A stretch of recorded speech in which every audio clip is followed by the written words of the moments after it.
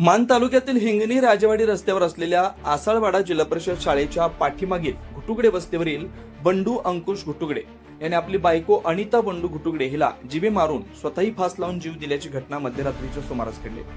याबाबत घटनास्थळावरून मिळालेली माहिती अशी, नवरा बायकोच्या भांडणातून ही घटना घडल्याची प्राथमिक माहिती मिळाली आहे। ही घटना घडताच पोलीस पाटील संतोष पडतरे यांना याबाबत माहिती मिळताच त्यांनी तात्काळ म्हसवड पोलीस ठाण्याचे सहाय्यक पोलीस निरीक्षक अक्षय सोनवणे यांच्याशी संपर्क साधला।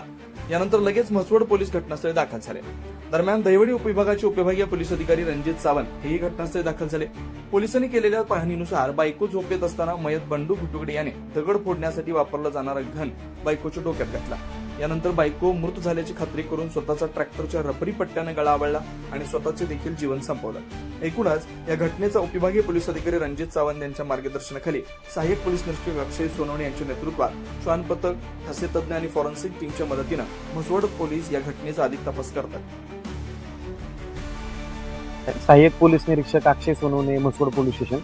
आज रोजी म्हसवड पोलीस स्टेशन हद्दीतील हिंगणी या गावामध्ये खुनाचा प्रकार घडलेला आहे। हा प्रकार असा आहे की यातील आरोपी नामी बंडू अंकुश घुटुगडे यांनी त्याची पत्नी अनिता घुटुगडे तिचा डोक्यामध्ये लोखंडी हातोडा घन घालून खून केलेला आहे आणि त्यानंतर त्याने स्वतः सुद्धा विषारी औषध प्राशन करून दोरीच्या बेल्टच्या साहाय्याने लटकून स्वतः सुद्धा आत्महत्या केलेली आहे।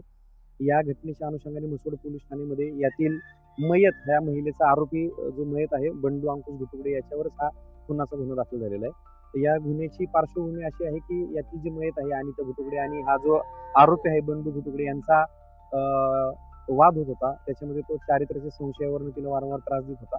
या अनुषंगाने सुद्धा ही महिला तिच्या माहेरी गेलेली होती आणि तिला हा त्रास जो काय होत होता याबाबत ती त्यांच्या घरच्यांना सुद्धा सांगत होती आणि आज रोजी मध्यरात्रीच्या सुमारामध्ये यातील जो तिचा नवरा आहे याने त्याच्या डोक्यामध्ये घन घालून ती जागीच मयत झालेली आणि तो सुद्धा याच्यामध्ये मयत झालेला आहे। या अनुषंगाने आता दोन्ही मृतदेह आम्ही शवविच्छेदन अहवाला करता पोस्टमॉर्टम करता पुढे पाठवलेले आहोत। याची खुनाची नोंद म्हसवड पोलीस ठाण्यात दाखल झालेली आहे। या खुनाच्या गुन्ह्याच्या अनुषंगाने या ठिकाणी आदरणीय DYSP रणजित सावंत सर, त्याचबरोबर आमची फॉरेन्सिक टीम, फिंगरप्रिंट, त्याचबरोबर डॉग स्क्वॉड आणि इतर आमचे सर्व सहकारी स्टाफ यांनी भेट दिलेली आहे। पुढील कायदेशीर तपास आणि वरिष्ठांच्या आदेशाने स्वतः करीत आहोत।